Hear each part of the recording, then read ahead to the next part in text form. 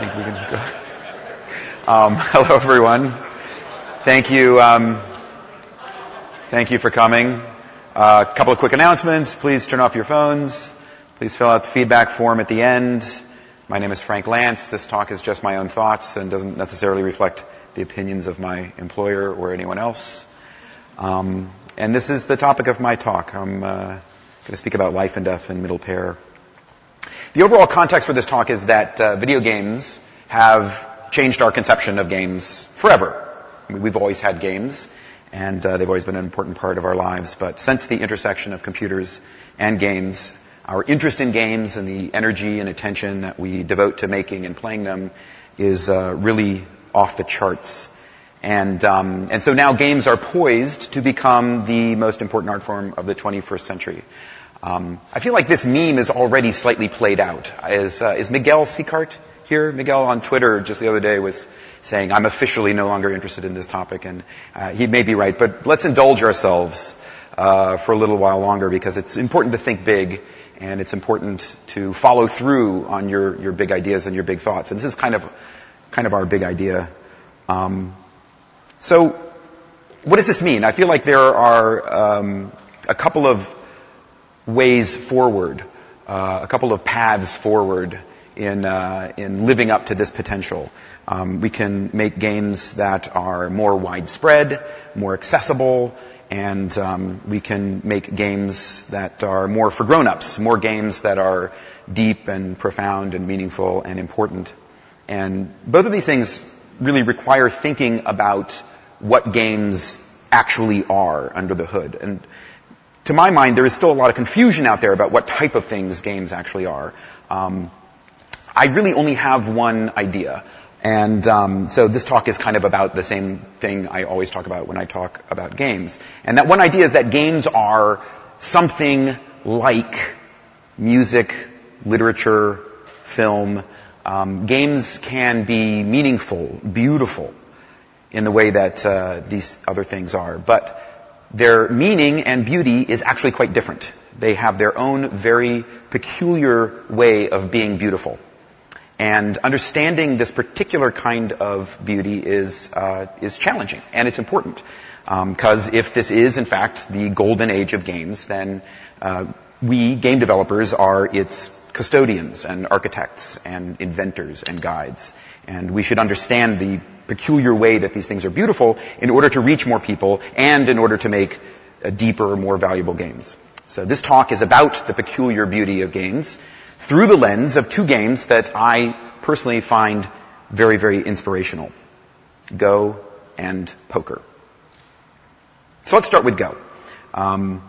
The origins of Go are somewhat ambiguous. It was possibly created by this guy, the Chinese Emperor Yao, who lived around 2500 BC, and maybe asked his counselor Shun, to invent a game to be a good influence for his unruly son, Dan Zhu. And in ancient China, the game was actually called Wei Qi. It's called Wei Qi in China. And Wei Qi was considered one of the four cultivated arts of the Chinese scholar gentleman, along with calligraphy, painting, learning the musical instrument kuqin. These were considered skills that you needed to know and be able to practice. It was introduced into Korea, where it's called Baduk, around the 5th or 6th century, in Japan around the same time, where it's called Go. And in Japan, it became a really important part of imperial court culture. In the 13th century, it started to become kind of popular in the general population, and four competing schools of Go were developed during the Edo period. It's in the 1600s through the 1800s, roughly. And during this period, a series of castle games were played in the presence of the shogun. This was like an important central part the imperial culture of Japan at this time. And then it started to spread to the rest of the world in the early 20th century, and started to be played all over the place. I discovered the game when I was much younger, and I discovered the game really through discovering the materials for the game, the board and the pieces, which I found in my father-in-law's house. And, he had the board and the pieces and had played a little bit casually. And I played with my friend, a guy named Brian Del Vecchio, and we just had the barest understanding of the basic rules of the game. And we kind of bootstrapped our way by just playing through how to understanding the game a little bit deeper. And the materials of Go, the board and the pieces, are themselves quite beautiful, and they're quite seductive, and they drew us in, and the ideas are quite simple, and because of that, the game is really good kind of at teaching itself to you. And so you played in this very clumsy, awkward way, and then slowly kind of rediscovered some of the basic principles of the game. And then we got interested in, picked up literature and started learning and studying in a more serious way. But to begin with, we just encountered these basic, simple rules that we understood. That it's played on a grid, black and white, take turns placing stones on the intersection points of the grid, and the object of the game is to surround space with your stones. You're trying to surround territory and capture territory. And the sort of key rule is about capturing. That whenever a stone is surrounded by stones of the other color, then it's captured. So the little lines leading out of the intersection that your stone is sitting on are called liberties. And if white here places a fourth stone, removes that last liberty of that black stone, then white captures black. And that's sort of like the engine at the heart of Go. This also is true of groups. You can capture a group of stones in the same way. And it would happen like this. You place a stone there, and then white captures all those stones. So as a result of these rules, a group that looks like this, that has two internal liberties, what we call eyes, can't be captured. And so that's a living group, and that's settled, and we know that can't be captured. And so the idea of life and death is the fact that groups of stones on the Go board are always in a position of either being settled and guaranteed to be alive, or ambiguous, and they could possibly be captured. So a typical game of Go unfolds a little bit like this, in the sense of the two players are surrounding territory, and they're kind of dodging and weaving around each other, and they're fighting for life and death, or more often avoiding fights, kind of threatening to start a fight and feinting and then leaning back and settling, and that's occasionally a full-blown life or death fight breaks out, and might have a huge impact on the outcome of the game. So I want to talk a little bit about the themes of Go. Because sometimes it seems like in an abstract game like Go, it really isn't about anything but itself. But for me, Go is rich with themes. To begin with, I would say one of the fundamental themes of Go is the idea of emergence. So this is John Conway's Game of Life. I'm sure everyone here is familiar with this, the cellular automata. And the basic idea of simple rules in an iterated system producing deep, complex, surprising, and unpredictable behavior over time. So this is a pattern called a breeder, which actually, as it moves across the grid in life space, leaves behind it little glider guns. It's an amazing, beautiful pattern. And this fundamental idea of starting with simplicity, a handful of simple rules, and having them unfold into an explosion of complexity and depth is really at the heart of the game. John Conway himself, fascinating guy. I mean, the Game of Life was when he first thought of it, was played out on a Go board with Go pieces. So there's a deep connection there as well. Another theme, an important theme of Go, is the tension between local and global.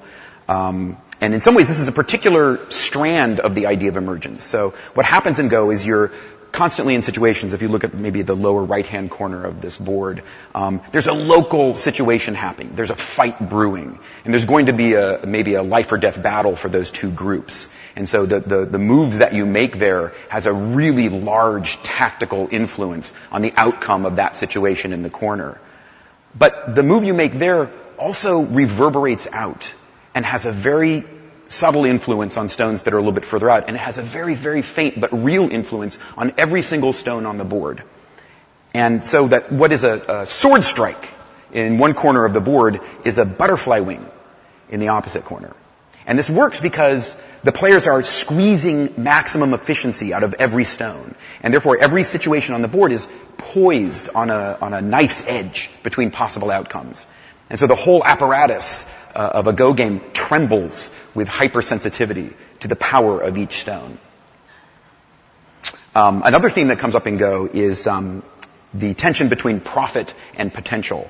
So you're constantly judging between making a move that secures territory and guarantees you some points, which is the ultimate goal of the game, and a move that increases your power and position and will allow you to take more points later on. So you're always looking at this. You're always considering your move in terms of its immediate effect and its immediate meaning in terms of acquiring points and its potential down the road. There's another important concept in Go that is called shape. And shape is an attempt to capture a lot of subtle information about the difference between good and bad plays in kind of rules of thumb, heuristics. So you have in shape, you have light versus heavy, light shapes versus heavy shapes, moves that are light versus moves that are heavy. And in this pairing, light is better than heavy. You want to be light and you don't want to be heavy. What light means is a move that's flexible, that has a lot of potential meanings, right? It could be a move that you're willing to sacrifice. You play a move that's a potential attack, and then when your opponent defends, you just let that stone go. You'd let him swallow it up, and you move somewhere else. So that's a light move, a move that's flexible. You're not overcommitting to a single direction. And then there's another pair of terms, which is thick versus thin.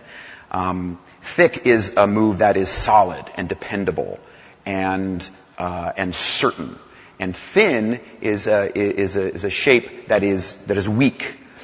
So a thick move and a thin move, a thick shape and a thin shape. The thick shape is something you can rely on. It's solid, it's powerful. You can then just be comfortable in your knowledge that that shape is settled, and you can then use that power and that confidence to make light moves elsewhere on the board. So this is really tricky. Light is good and thin is bad, right? Heavy is bad, but thick is good. This is one of the reasons, this is a good kind of example of why computers are not as good as humans yet at the game of Go. The ability to compress so much information into these kind of mental patterns, this dense clot of meaning that's so subtle and ambiguous and contradictory. This is a human characteristic of the highest order. And this is one of the things that we enjoy when we play Go. Part of its beauty is our awareness of this subtle cognitive process of compressed meaning. Another important theme in Go is the idea of flow, the concept of direction of play. The stones, although they do not move, they have momentum. There seems to be a natural direction of play as the stones unfold. It's almost as if they don't move. I mean, unlike chess, where the pieces are moving around, the stones are just there, and yet they feel like they're alive. You feel the kind of energy buzzing off of them when you play. This feeling is also an important part of the experience of the game. Another theme is the idea that every game of Go plays out like a conversation, in which one player is, saying, "Oh, look, I think this situation over here is most important." Boom. That's what they mean with that move. And then their opponent says, "No, I think this situation is more important," and they might play in a different part of the board. And then the first guy says, "Well, no, you forgot about this." And then the other guy says, "Well, no, you forgot about this." And then they say, "Oh, that doesn't work. See, you overlooked this." And they say, "No, actually, it does work." And then they move here. So they're really, each move is kind of a claim about the universe, a claim about this tiny toy universe. So like in the famous game that Clint talked about earlier between Katani and Shusai in his talk, he really brought this idea out that these people were talking. Now in in Shusai's view, that Katani's move was BM, bad mannered, as we would say in the StarCraft community, because he was kind of exploiting this little hiccup in the protocol of the game. But I got to be with Katani on that one. I mean, he was squeezing every possible advantage out of the game, and he was searching for the best possible move. And so I think that he was Gosu in StarCraft terms, or Tasuji in Go terms. Because this dialogue that's happening between these players is a dialogue in pursuit of truth.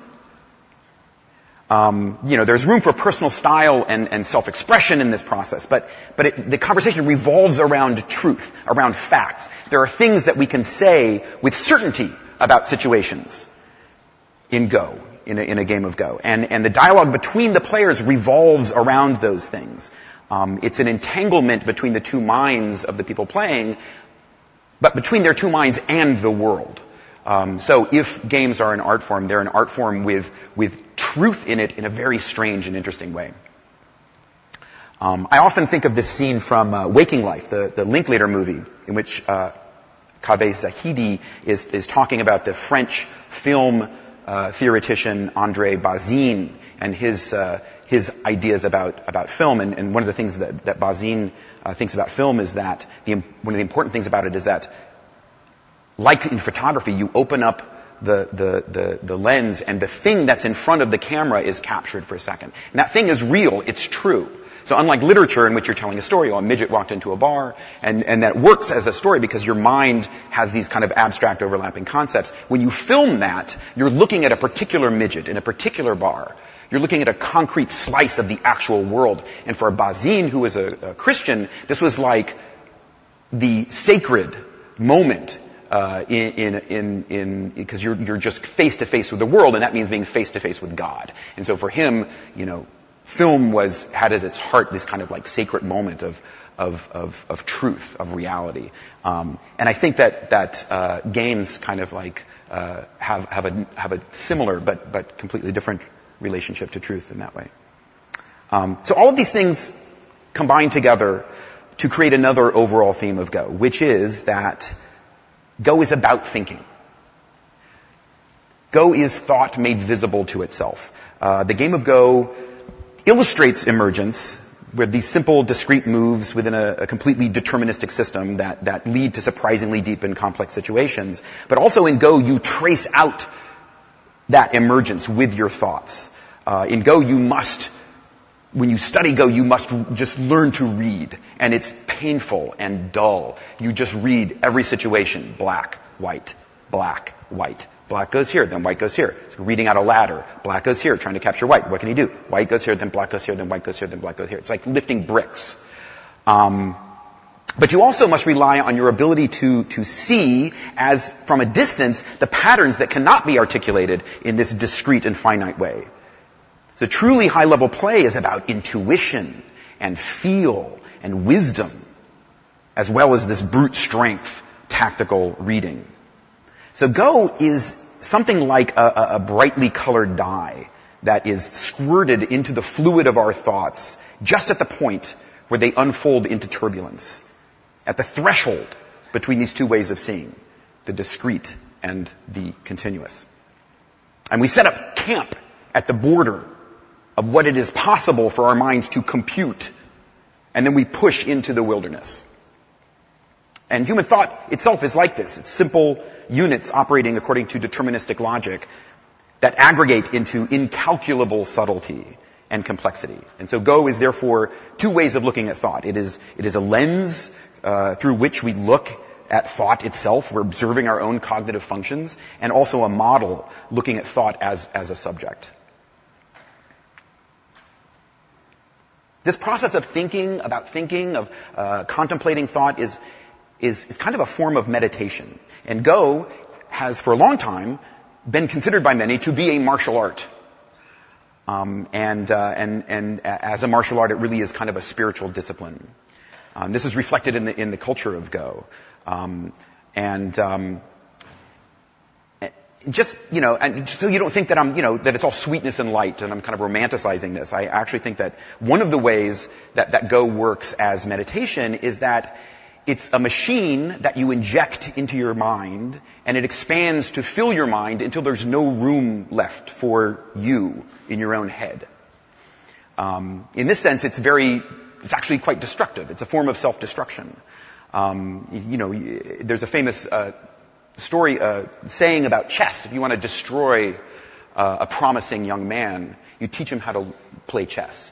And of course, the same is true of Go. And I'm sure many lives have been destroyed by chess and by Go, as they have by other games. So Go is at least partly escapist. It's escapism of a sort. Thought is painful. Our minds are full of the endless chatter of consciousness, and Go is like a single note, a sound created by striking this tiny corner of the universe, and it reverberates forever, and it fills your head with something that's like silence. So let's talk about poker. The origins of poker are also somewhat ambiguous. Several precursor card games led into it, but the essential form of what we call poker seems to have evolved in the early to mid 18th century in America. So the same time as these castle games were being performed for the shogun, the game of poker was being invented up and down the Mississippi River.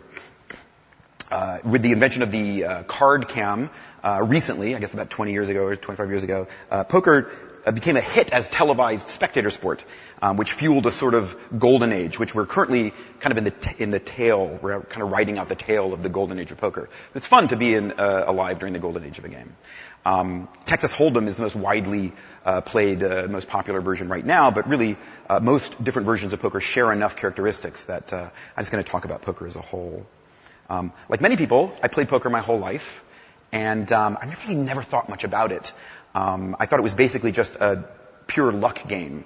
And until about, 10 years ago, when I discovered that it is a game of skill. That some people study poker the way that you study Go or the way that you study chess, and you get good at it. This really appealed to me. There was something perverse about it that I really liked. This idea that there was this game that had maxed out on both skill and luck. And it seemed kind of sneaky that you could study poker and get good at it and beat other people. I really liked that idea, so I got into it. One of the things that happened to me early on in starting to play poker a little more seriously, I was over at a friend's house, a programmer named Greg Ecker, and he was playing poker online, and it came to the river, and his opponent, bet, and Greg called, and Greg was beat. And Greg said, "Well, that's okay. I win there most of the time." And I said, "What do you mean? I don't understand. What do you mean? You didn't win there. You just made a move and you lost. And what does it mean that you win there most of the time?" It was such a strange, counterintuitive idea to me. The idea that he made a move and then he lost. He lost the game because of this move. And then he said, "Yeah, I'm happy with that move. That was a good move. I was, because I win there most of the time." It was so interesting, and it created this little hook that drew me deeper and deeper into the game of poker.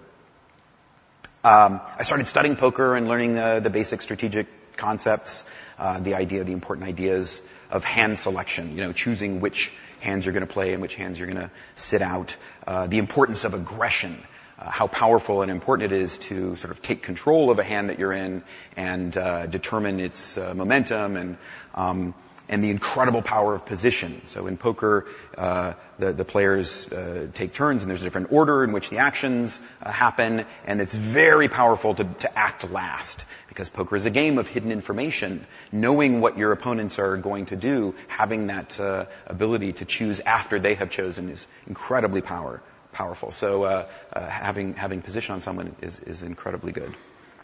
The art of hand reading, being able to look at your opponent's behavior and reverse engineer a likely range of hands that they might have, a likely range of cards that they might be holding. pot odds, the idea that everything you do in a hand of poker is trying to has the potential payoff of the chips that are currently in the middle of the table, and that you're calculating this. You're also calculating implied odds, the chances that if you hit your hand, there might be more chips that you could get out of your opponent. And then the reverse implied odds, the fact that even if you win, you might get sucked out on. And then there's polarized ranges, and there's merged ranges, and there's Slansky's fundamental theorem of poker, and there's Morton's theorem, and it goes on and on and on. So there's a lot of important, deep, interesting strategic concepts. But I want to talk more about the themes of poker, in the same way I talked about the themes of Go. So to begin with, this idea of expected value, which is what my friend Greg Ecker was really talking about when he said I win there most of the time. In poker, the idea of expected value is called EV, and you talk about it all the time. Once you start studying poker, you realize that it's a game in which you're just constantly trying to maximize your EV.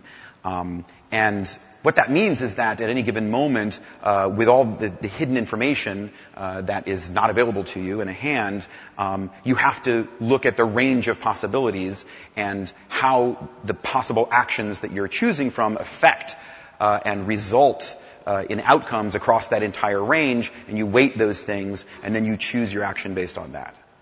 And as a result, it's very bad in poker when you start studying poker. One of the worst things you can do is be results-oriented. You say to someone when you're studying with them, please don't be so results-oriented. That means that they're too focused on the outcome of a particular hand. And they're not thinking enough about the expected value, about the range of possibilities, given the hidden information and everything that you do know. And so, in some ways, it's similar to the tension between local and global in Go. Because both of these are ways of seeing past what's right in front of your eyes, past the sort of immediate present environment, to larger meanings, larger effects, and the ability to understand the relationship between the now and the larger spread of time is like being understand the relationship between the local tactical situation in a game of Go and everything that's happening across the entire board. Another important theme in poker is the idea of emotional self-control and patience. There's a term in poker that I'm sure everyone is familiar with called tilt. And tilt happens all the time because tilt is the negative anxiety and anger and emotional bad feelings that you feel when you've been unlucky. And poker is designed to put you into situations where you get unlucky over and over and over again. So in the short term of poker, there's this constant temptation to just give yourself over to rage and frustration and despair. And poker sort of demands that you develop a form of emotional self-control by shoving you down and stepping on your face. And so if you want to play poker well and you want to get better at poker, you have to learn how to stand back up and gain control over your emotions and rein in those negative feelings. This feeling, these bad feelings in poker, if poker was a meal, this sense of unfairness is really one of its main ingredients. You can't talk about the beauty of poker without talking about these kinds of negative emotions. And in fact, there's a great quote from Phil Ivey. This is a picture of Phil Ivey, many consider to be the greatest living poker player. And he said once, this is just on a televised poker show, Poker After Dark or something like that. It was just part of the chatter at the table. He was talking to some other people. And he said, "You know when you lose so much money you can't breathe? I like that. That's what I'm addicted to." And I just loved that so much. And it was such an it was like an epiphany when I heard him say that. The greatest living poker player, who's also just a degenerate gambler. And the truth is that the beauty of poker has a lot of pain in it. And I think this is true of a lot of games. And I think it gets passed over a lot. I think this is something that is often left out of the discussion when we talk about the fun of games. We often just kind of like slip into this way of thinking about games as pleasure-dispensing appliances. Well, how can we make them pump out the fun a little bit better, pump out these positive emotional feelings a little bit better? But there's something abject and dark and self-destructive in poker. Poker is also a machine that you inject into your mind, and it expands out to fill it up and get rid of the noisy person that lives there, pacing back and forth, muttering to himself about his job and his responsibilities and his girlfriend. And so there is something, I think, dark, even though I find poker to be very deep and beautiful and elevated. I have to acknowledge that there's something dark there as well. I want to just talk briefly about this guy, Johnny von Neumann, who's an important scientist in the 20th century, mathematician and physicist. And the origins of game theory are really rooted in von Neumann's interest in the game of poker, in looking at poker and wanting to understand it, wanting to analyze it. Because poker is about mutual decision-making under uncertain conditions.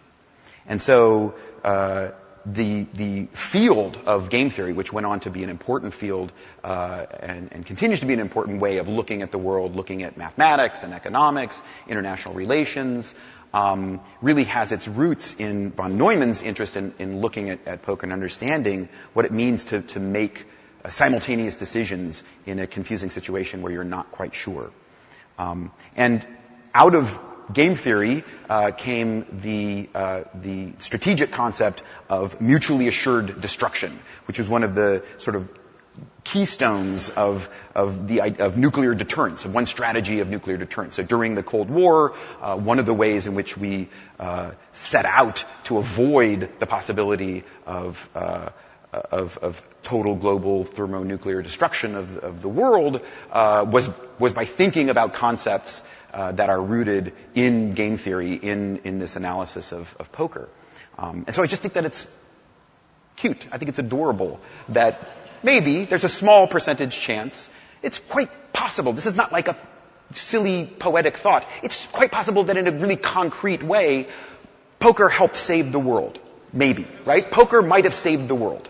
And I think that's kind of nice. And because poker involves simultaneous decision-making between multiple agents with partial information, it makes for a much more interesting artificial intelligence problem than something like Go or chess. A game like Go, whether it is solved or not, you can understand what it means to solve it. And in fact, it's quite obviously solvable. But poker really makes you question the definition of what it means to solve a game. So I have no doubt that either now or very soon, something like two-player head-up hold'em will be solved in the sense that you will be able to articulate a strategy that you cannot do better than even against, an unexploitable strategy. That anyone using this strategy, there's no way you can beat them.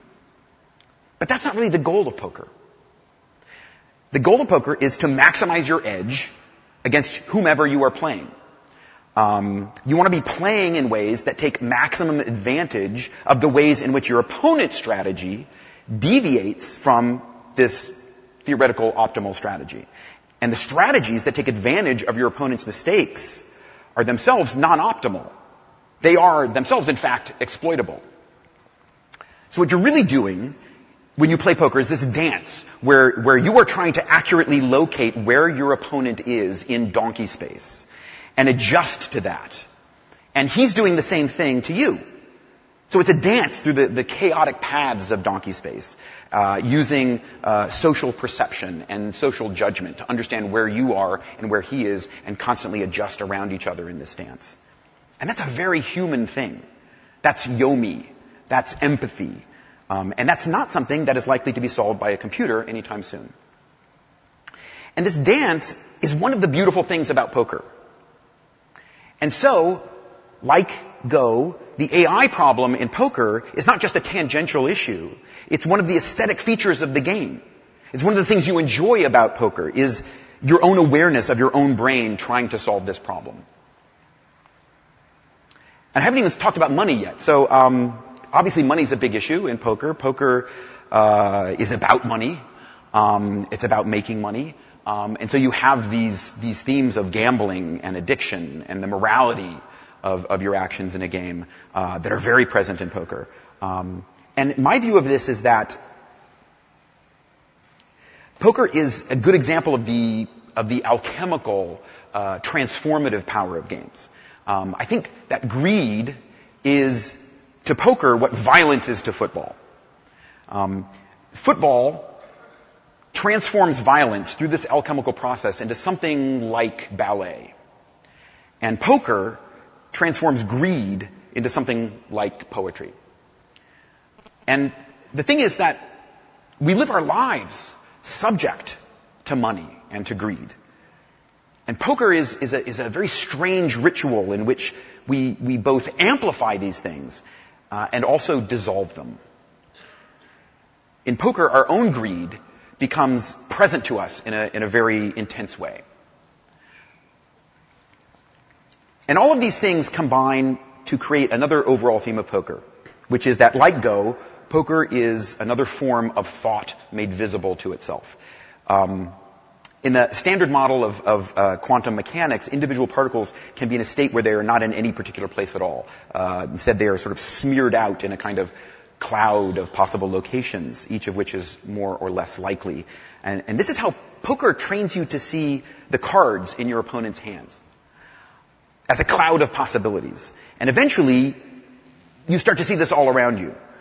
Studying poker changes your perception of cause and effect, of information and noise, of randomness and order.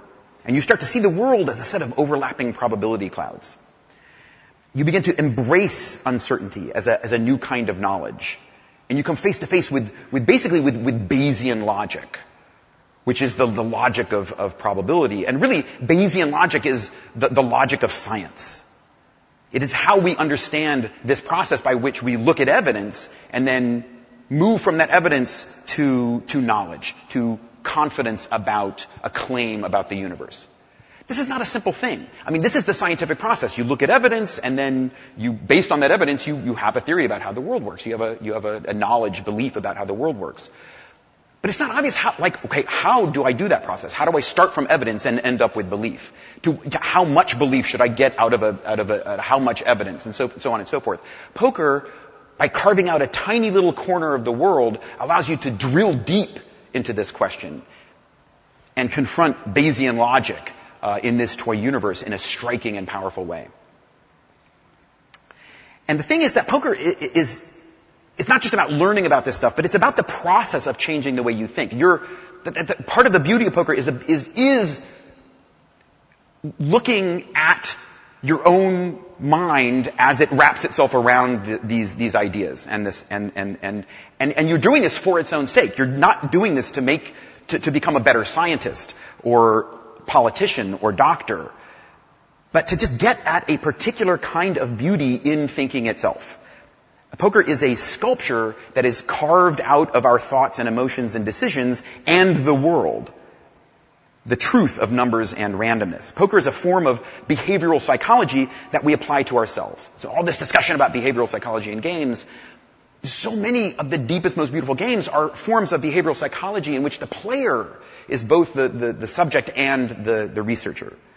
So when you look for leaks in your game, in poker, you're looking for leaks in your thinking, in your beliefs, in your behavior, in your decisions, in your emotions, in your cognitive process. As in Go, this process revolves around the truth, the search for truth, for knowledge, and for understanding. And in Go, we saw the emergence of intuition and knowledge from discrete deterministic units of thought. Poker builds up meaning out of noise, long-term truths out of capricious fate. It's like a particle accelerator for cause and effect and knowledge and belief, smashing them into each other in order to reveal the secrets about what they're made out of.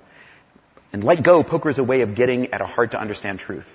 And like Go, poker is both a laboratory of thought and a model for thought. So here are our two masterpieces.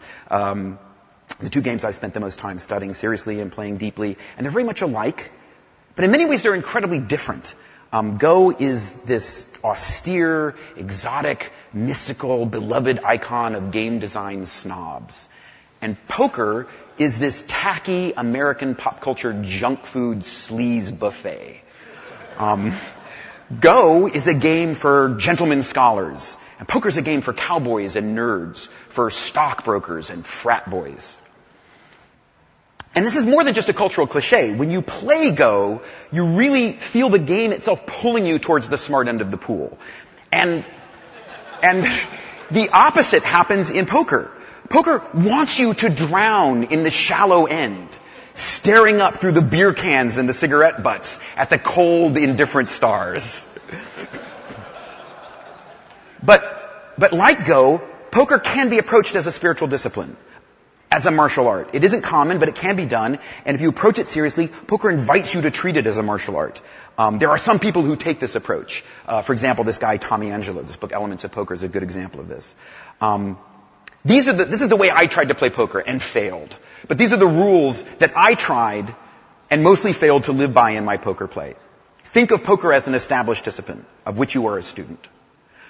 Approach the game as a student with humility. Don't just plop down in front of the computer and toss out your game and see what happens. Enter into the game as if you were entering into a sacred place. Practice your game the way that serious martial artists practice their craft, as a form of moving meditation. Respect the game, your opponents, and yourself. Embrace the proper extra game techniques like bankroll management and tilt control and results indifference, all of the away from table study, the way a martial artist embraces the established customs and rituals of his school, without question. And learn to breathe. And Go may be more beautiful, but poker has taught me more about myself and the world.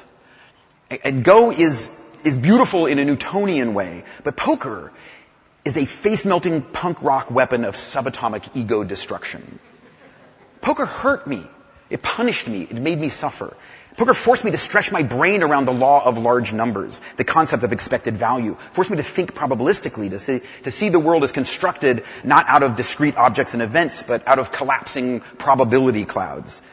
To disengage my decision-making process from the deeply embedded subroutines of cause and effect, and to learn to see concrete reality in theoretical outcomes.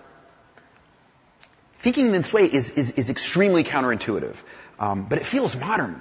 It feels futuristic. It feels the way the human brain might be evolving to understand the world more accurately, more effectively.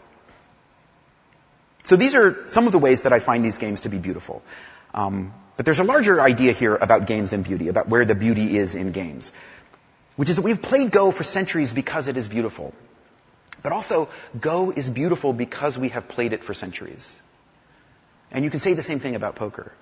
Many of the transcendent qualities of games are expressed by their evolution over time. The institutions and discourses that emerge out of them, the communities that grow around them, the literature that bubbles up from them, their customs and language and rituals and norms, the learning and truths that they produce over time. Beauty is not just a property of a system as object, but beauty is something that we excavate from the world, through the game. And designers and players are working together to construct and discover and preserve this beauty. I think that in some way game designers are like architects, and we make rooms. And our rooms can be more or less beautiful as architecture. And there's a race of creatures that is drawn by this beauty and will sometimes occupy a room and use it for their rituals and ceremonies, which themselves can be extraordinarily beautiful. And sometimes these ceremonies are ridiculous and profane, and sometimes they are sacred. The beauty of their rituals is deeply connected to, but not identical to, the beauty of our architecture. So what can we apply from this to our jobs as video game developers? Actually, the real question for me here is, what are the principles that we can apply to all game design, regardless of genre or platform or setting or materials? And I would say, to begin with, the power of abstraction. Abstraction is powerful. And it can also be very appealing. Go and poker are games that grown-ups play. And one of the reasons that grown-ups play them is that they don't have so much pretend and make-believe in them. So if we want more grown-ups to play our games, one way is to, explore this powerful direction of abstraction.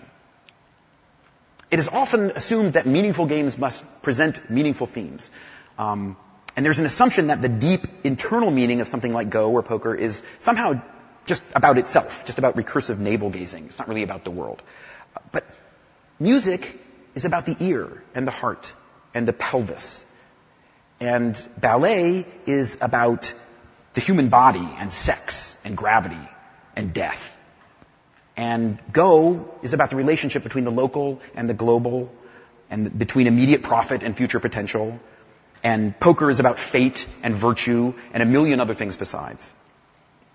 And underneath all of that, I think there is a subterranean meaning that all games share, which is they are about thought and action, about effort and result, and about cause and effect.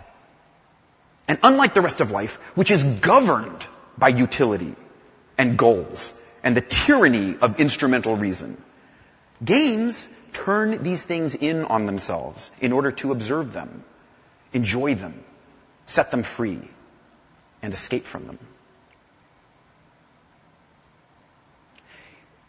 You can think about the context for your game. You can think about how your game exists in the world, about the way that people learn it, why they play it, why they want to get better. These things are not your sole responsibility, and they aren't always in your control, and they are never easy. But you can think about them and incorporate these thoughts into your design. Why can't a video game be a spiritual discipline, a martial art? Why aren't we more ambitious in this direction? Imagine a modern warfare or Halo or Dota that instead of schoolyard chaos had a bit more dojo culture bit into it. A deep, competitive game with a culture of honor, humility, discipline, and respect. This is the kind of thing that David Sirlin talks about in his book Playing to Win, about the culture of fighting games. This is the kind of thing that Josh Waitzkin talks about, who is a chess prodigy, who then went on to become a high-level Tai Chi competitor. And in fact, David Sirlin, kind of inspired by Josh Waitzkin, claims to be able to count frames in the real world when he's in a Street Fighter tournament, which I think is a wonderful idea. This is the kind of thing that the League of Legends guys talked about yesterday, or I think when they were talking about how the design of a game can influence the character of the community that goes around it, and how what they were doing in League of Legends was intentionally trying to improve the quality of the community that built up around it, which I think is an amazing idea. I should say that I love video games that are just entertainment. I love video games that are disposable pop culture. But I also want a video game that I can teach my son, and we can play our whole lives. And he can teach his children, and they can play their whole lives.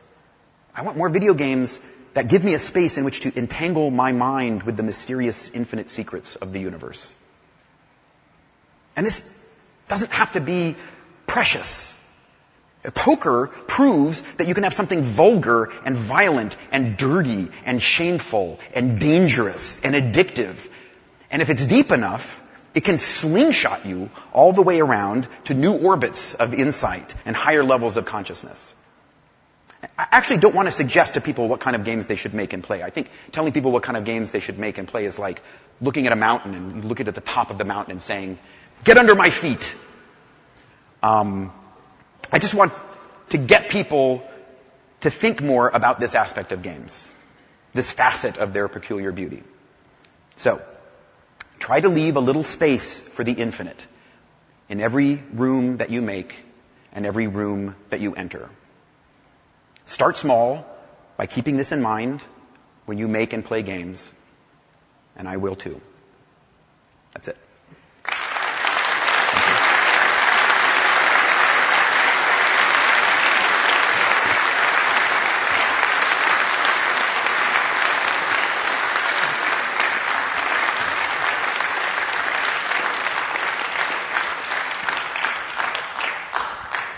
Any questions? What? Isn't that what you're supposed to say? Yes. Hi, Frank. So in the sort of you talked about in poker how it had these this great poker star guy had these powerful, dark, heavy, negative feelings, right? Yeah. About losing money and bankruptcy, like these kinds of feelings that normal people are really terrified of just because of the stress of financial life, right? Yeah. And there's also the apocryphal examples of people addicted to Warcraft or whatever you want to say, right? Like people who suffer, compulsion loops and stuff like that. Yeah.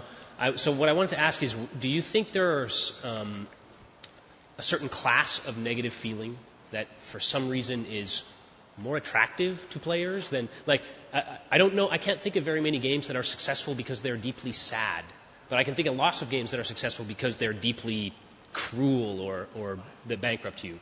And is it just about compulsion loops and grinding and?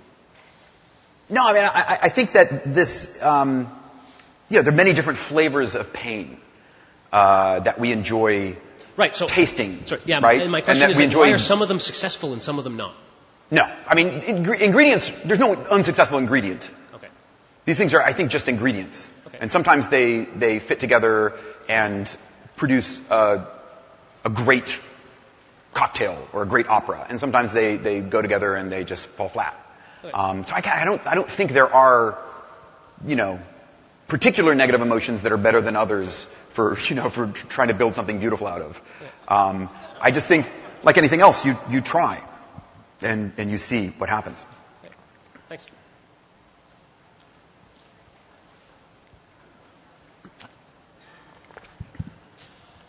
One of the features of poker that I find the most interesting is that the more you have at stake, the better the game is. Yeah. If you're just playing for matches, then it actually stops being poker and it's just glorified coin tossing. You're always going to stay in a hand. You're always going to play it to the end. Yeah, although many people, millions of people play money poker. Yes, bizarrely. So, there's still something there, but yes. But I agree with you. I don't play money poker. No, and in fact, Yeah. it almost becomes pointless to play anything other than just about the level that you're going to not end up as a kind of a Phil Ivey and stop breathing. But isn't there a danger that the trend in video games now where you lose less and less? So if you get shot in Medal of Honor or Call of Duty, you respawn or you regenerate automatically. Your save positions are much more frequent. It's much easier to save. Yeah. But all these kind of ways in which video games become easier to play for that reason, one is detracting from the game itself. So if I'm getting into a room, I don't even need to think about where the kill's going to come from. I'll just go in and shoot, and if I get shot, then I'll know next time how to do it. Well, I think losing something. Yes. I see what you're saying, and I think it's very true. And I think games are about meaningful choice and meaningful action. And so you're always looking to turn up the dial on the stakes, the importance of why it matters whether you do this or that. So some games establish a context for the outcome of the match that just amplifies that sense and makes the mind keener and focuses you in on what you're doing because it matters. Because you care about beating your sister, because you want to prove that you're smarter than your sister, or because there's money on the line. And in video games, I think we often turn that dial up with theme and context and story. That's because many video games don't have the external context of why it might matter, then you say, well, you're saving the universe, or that. So it's just another way of turning up the dial. But I think there are many ways of turning up this dial, and I think they're all legitimate. And sometimes it's fun to turn the dial all the way down, and it's like do something where it doesn't matter, and there's a pleasure there as well. Thanks, Frank. On the topic of games having a heritage, or a game where there's a culture that builds out of it because of a long, generations playing it. I want to hear more about your thoughts on how that pertains to video games, because they're so inherently temporal, because software and hardware changes. More thoughts on what? On how that pertains to video games, because they're so temporal. Yeah. And there's some essence of heritage in genres and games that borrow from one another, but like you were saying with the League of Legends example, the design is so, so closely related to how it affects how the players play that just small changes can do that. So as sure, no, that's a super good question, and I'm really hoping. I don't think there is, but I was really hoping that there would be a talk from the Blizzard guys this year at GDC about kind of that issue, about the transition from Brood War to StarCraft 2, and that the way that they had to handle both of these issues. They have to treat, they have a piece of software that's a product that needs to come out kind of seasonally in a way, and then they also have this culture that they've built up where there's a game that kind of transcends that thing as a product, and it is just a game in the world, the way that Go is almost. Like StarCraft is one of the great examples of a game that is kind of in that transition. Street Fighter too. But look at the way that Street Fighter and StarCraft evolve. They managed to handle this issue. And in some ways, physical games have to deal with obsolescence as well, and they have to evolve and change and grow. Poker has to do that too. Like we might be at the tail end of Hold'em. Maybe Omaha, right? What about a little pot limit Omaha, right? I mean, they're like these. I think these issues apply in both cases. If you're looking to solve those problems. Okay. Thank you. Sure. Thanks, Frank. So you were talking about sort of games as a meditative practice almost, and when you talk about Go with your friend, you guys are kind of clumsily stumbling through this game, and it strikes me a lot of the time that, and I think we see this a lot as developers, that the game is often just a framework for the real game, which is the learning of the game. And there's almost like this higher derivative of your learning is the game. And what I was going to ask is, now we have games that make it possible to have incredibly complex rule systems and things like that. And one that comes to mind is Dwarf Fortress. Yeah. And you've got a situation where the playing of the game is actually just the process of learning the rules and understanding what the rules are in the first place in a lot of ways, and just knowing how the system is going to respond to different kinds of feedback. Mm-hmm.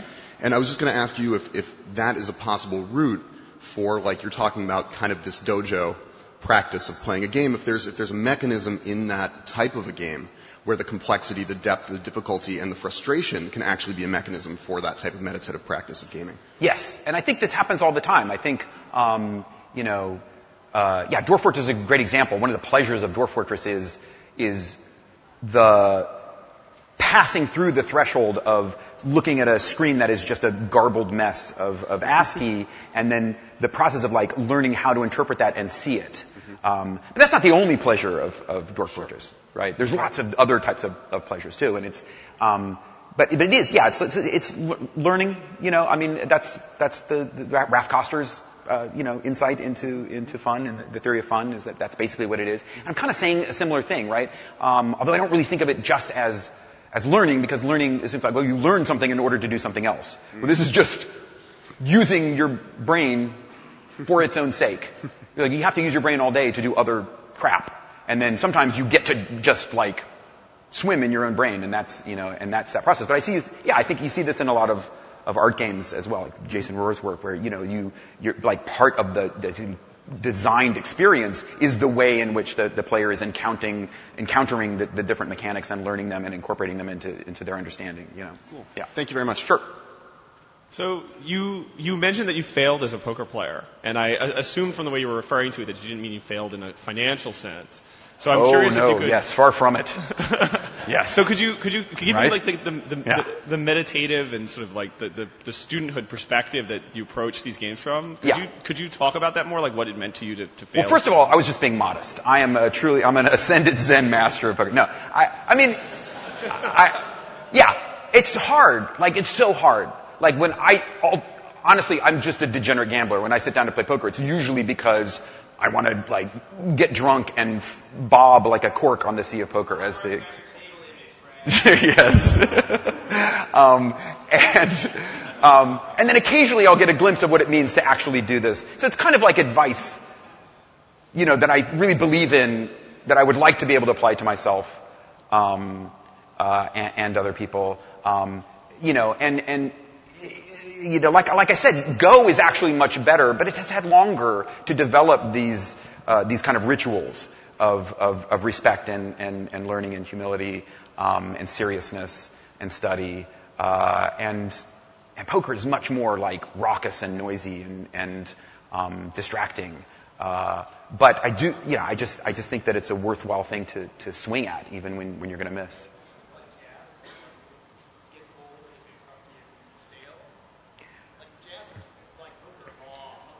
Yeah.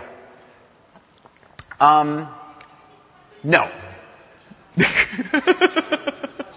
Yeah, one more question, and then I think we have to go. Hey, Frank, Kurt Kohler, long-time listener, first-time caller. Thank you. You talked kind of about how playing poker and playing it and learning it and really understanding it sort of trained you to learn in a way, or trained you to view the world in a way that it was sort of made up of probability and collapsing clouds. Have you found that has affected your the way you approach game design in any concrete way, or and has it improved your? Yeah. No, I mean, a little bit. It's hard to I don't apply it like an actual technique, but it just creeps up on you. You start to think in terms of design decisions and things. You start to think less about what's right and wrong, and more about what is going to maximize your potential payoff. And so I think it can be a valuable thing to apply to the design process itself. Yeah. Thanks. Thanks. All right. Thanks, everybody. Yay.